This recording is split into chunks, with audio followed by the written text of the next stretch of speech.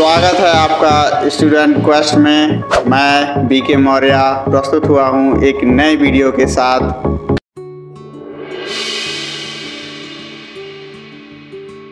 नमस्कार साथियों, आज हम अंतर्राष्ट्रीय राजनीति के अंतर्गत रचनात्मक सिद्धांत की चर्चा करेंगे। रचनात्मक सिद्धांत असल में है क्या?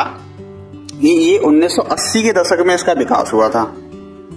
इसके जो प्रमुख प्रतिपादक हैं अलेक्जेंडर बेंड, इनकी एक प्रसिद्ध पुस्तक है जिसमें इन्होंने रचनात्मक सिद्धांत संबंधित अपने विचार प्रस्तुत किए थे।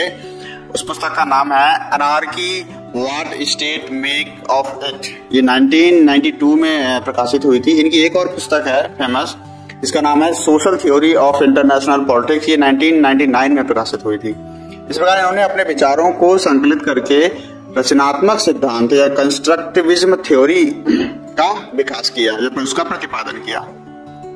अब कंस्ट्रक्टिविज्म थ्योरी में है क्या, उसको समझने से पहले हम ये देख लेते हैं कि ये जो कंस्ट्रक्टिविज्म का जो शब्द है वो सबसे पहले एक विचारक है, एक थिंकर हैं, निकोलास ओनफ। इन्होंने अपनी एक पुस्तक है इनकी the world of our making, ये 1989 में प्रकाशित हुई थी। उसमें इन्होंने सबसे पहले इसका प्रयोग किया।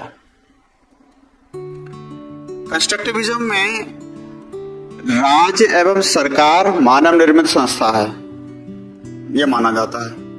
कंस्ट्रक्टिविज्म का मानना है कि राज्य कोई भी प्राकृतिक संस्था नहीं है, ना ही वो दैवीय संस्था है।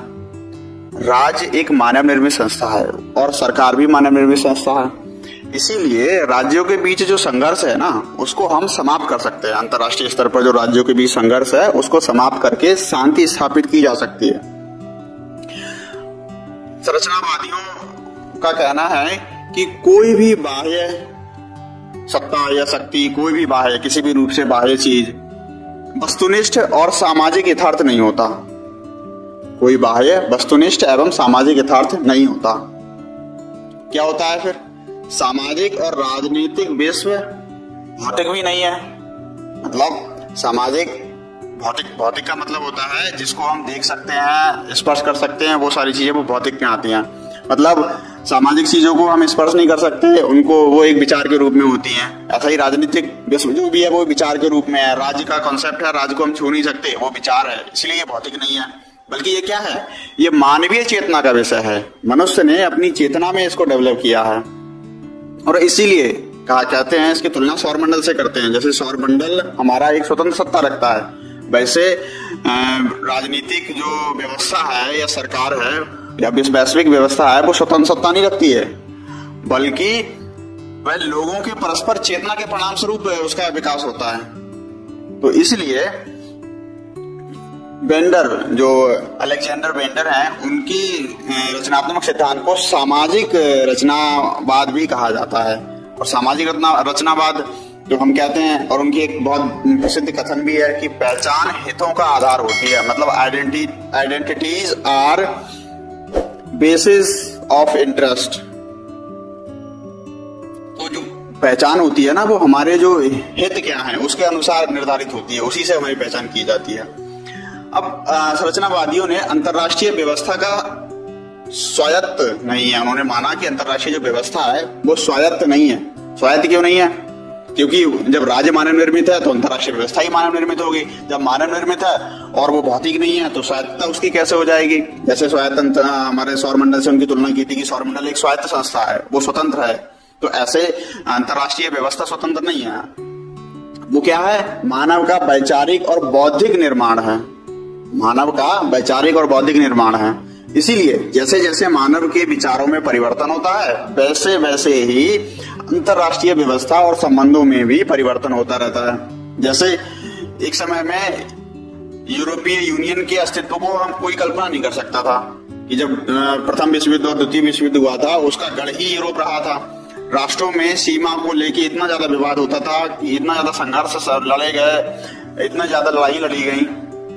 लेकिन आज वही सारे देश, लोग बदल गए, उन लोगों के विचार बदल गए।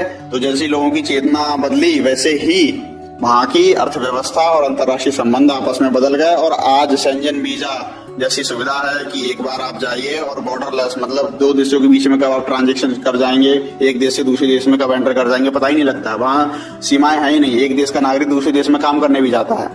इस तरह ये परिस्थितियां, समय, स्थिति बदलती है तो ये अंतर्राष्ट्रीय व्यवस्था के संबंध भी बदलते हैं। वो क्यों बदलते हैं? जब वैचारिक परिवर्तन आता है। तो संरचनावादियों का ये मानना है, उसके हमें एग्जाम्पल्स भी देखने को मिलते हैं। इसीलिए ये कहते हैं कि भौतिक तत्वों का महत्व द्वितीय हो जाता है, क्योंकि प्राथमिक जो महत्व है वो चेतना का या बौद्धिक और वैचारिक स्तर पे आ जाता है।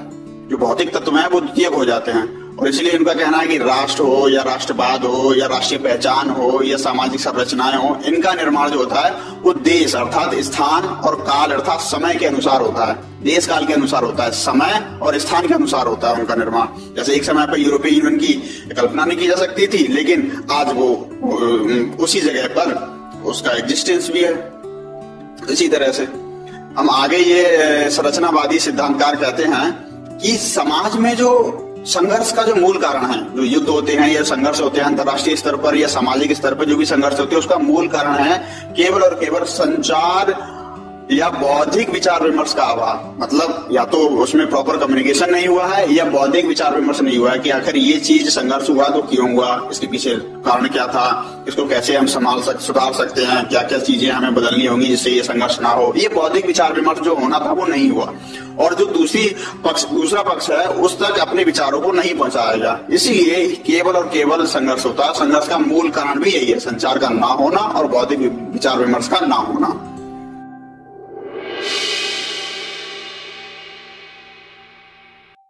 अब हम रचनावाद या संरचनात्मक या कंस्ट्रक्टिविज्म के कुछ मूलभूत जो तत्व हैं उनकी चर्चा कर लेते हैं। बेसिकली इसके तीन तत्व हैं। पहला है वैश्विक राजनीतिक कर्ता, अर्थात वैश्विक राजनीति में जो अपनी भूमिका निभाते हैं उनको कर्ता बोला गया है, एजेंट्स बोला गया है।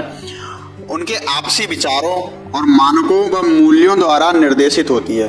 ये जो वैश्विक राजनीति है, जो वैश्विक राजनीति के जो कर्ता हैं, एजेंट्स हैं, उनके जो आपसी विचार होंगे, उन्होंने जो मानकों का निर्धारण किया होगा, जो नियम कानून या जो कुछ मूल्यों का निर्धारण किया होगा, वो जो निर्देश देंगे उसके उनके संबंधों में उसी से निर्देशित होती है। उसी के द्वारा ये वैश्विक राजनीति चलती है।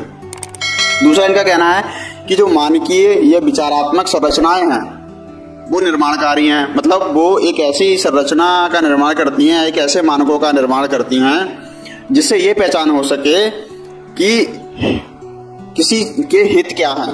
हितों की पहचान करने के लिए भी यही संस्था, यही मानक, यही विचारात्मक संरचनाएं हैं उत्तरदायी होती हैं, और इन्हीं के द्वारा हितों की पहचान भी की जाती है। और तीसरा आता है ये जो वैचारिक संरचनाएं हैं, ये जो वैचारिक संरचनाएं हैं, और दूसरा वो जो वैश्विक राजनीति के जो कर्ता हैं वो एक दूसरे का निर्माण करते हैं।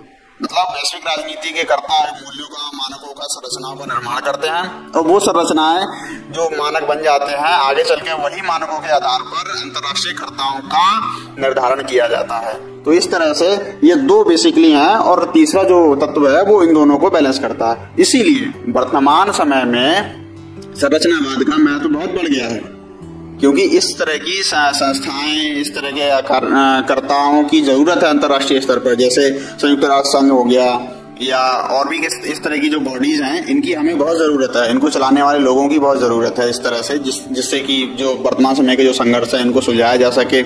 और उसमें ये सिद्धांत आज बहुत रेलिवेंस भी रखता है।